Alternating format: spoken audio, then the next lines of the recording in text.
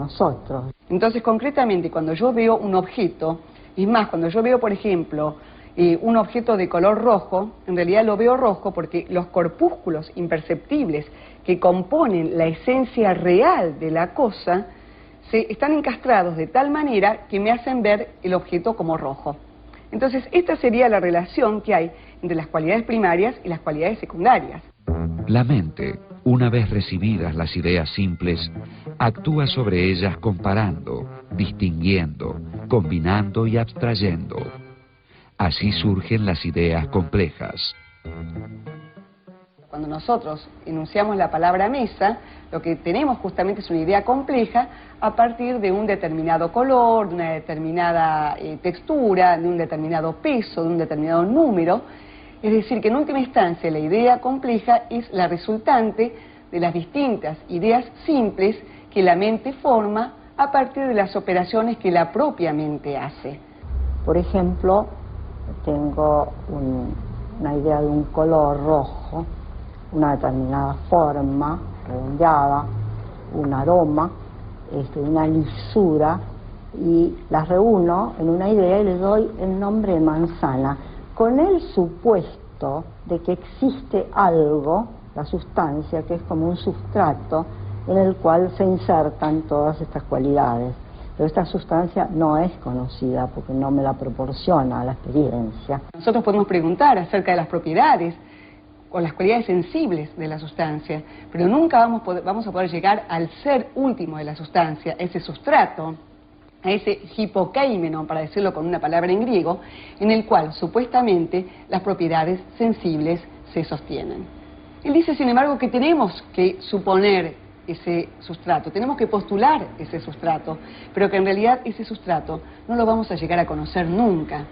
Locke, con ese enorme sentido común que tenía, decía que en realidad, cuando nosotros hablamos de sustancias, lo que hacemos es referirnos a una idea que en general la formamos porque vemos distintas ideas simples que se dan siempre conjuntamente de un cierto orden. Pero que en realidad, si nosotros queremos indagar acerca de qué cosa es aquello o qué cosa es esa sustancia que está más allá de las propiedades, difícilmente lleguemos a descubrirlas. De ahí saca John Locke también la idea de sustancia en general como algo desconocido, que no es percibido. Y cita un ejemplo que nos resulta humorístico. Dice que a un indio le preguntaron dónde se apoyaba el mundo. Y el indio dijo, sobre un gran elefante. ¿Y dónde se apoya el elefante? Sobre una gran tortuga. ¿Y dónde se apoya la tortuga? Bueno, sobre algo que no sé lo que es.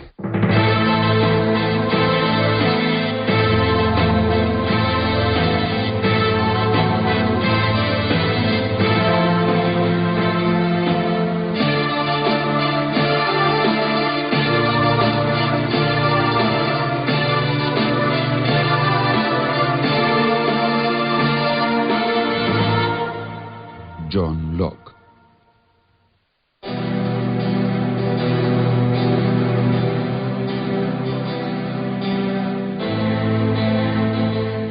Locke opina que los principios morales tampoco son innatos, ya que varían según la sociedad y la época.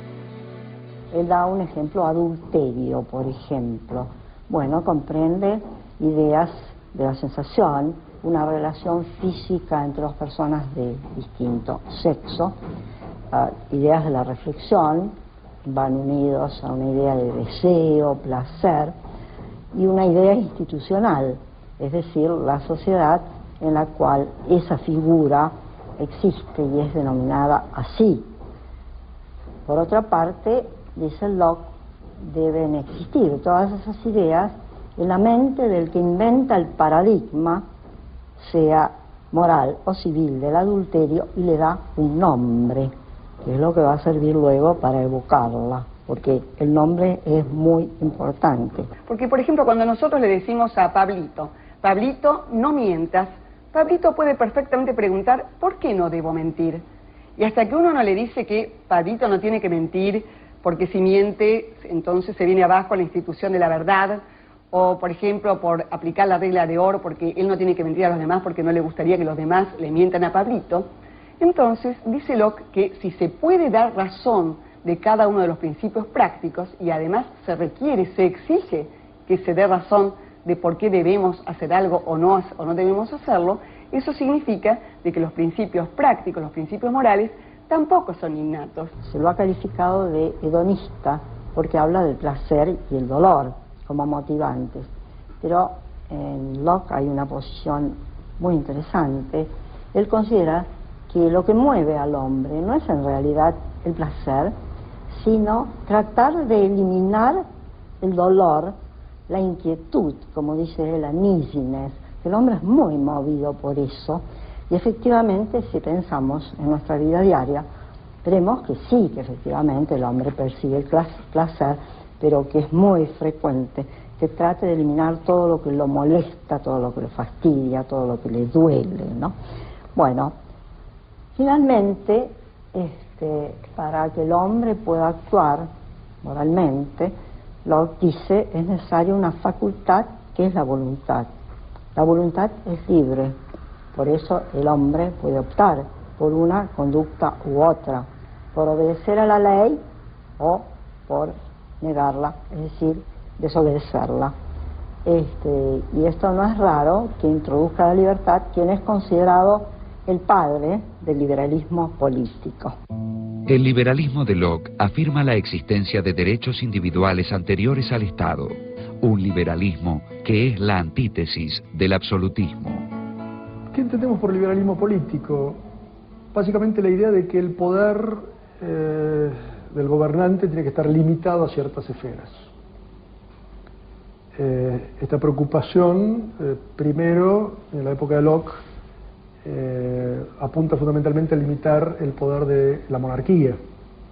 Se trata de limitar, circunscribir el poder del monarca, y la teoría que Locke utiliza para eso es la teoría de los derechos personales. De ahí que la finalidad del gobierno es la defensa de estos derechos preexistentes a las normas políticas, derechos que cada persona tiene y que el Estado no puede avasallar. Pasamos entonces a la sociedad civil o el Estado, que para Locke debe lograrse por consentimiento. Es decir, los hombres se ponen de acuerdo y crean un poder legislativo. Para Locke, el poder fundamental en un Estado es el legislativo, que hace las leyes. La finalidad por la cual los hombres arman una asociación política es la de garantizar ciertos derechos que ya existen en el Estado presocial, pero que no pueden ser suficientemente defendidos en ese momento. Porque dice Locke, en el estado de naturaleza hay una ley natural por la cual el hombre está dotado de ciertos derechos, tres fundamentales: el derecho a la vida, el derecho a la libertad y el derecho a la propiedad. Y que la finalidad del Estado es garantizar a las personas el goce de estos derechos. Ahora, ¿cómo hacemos para garantizar el goce de estos derechos?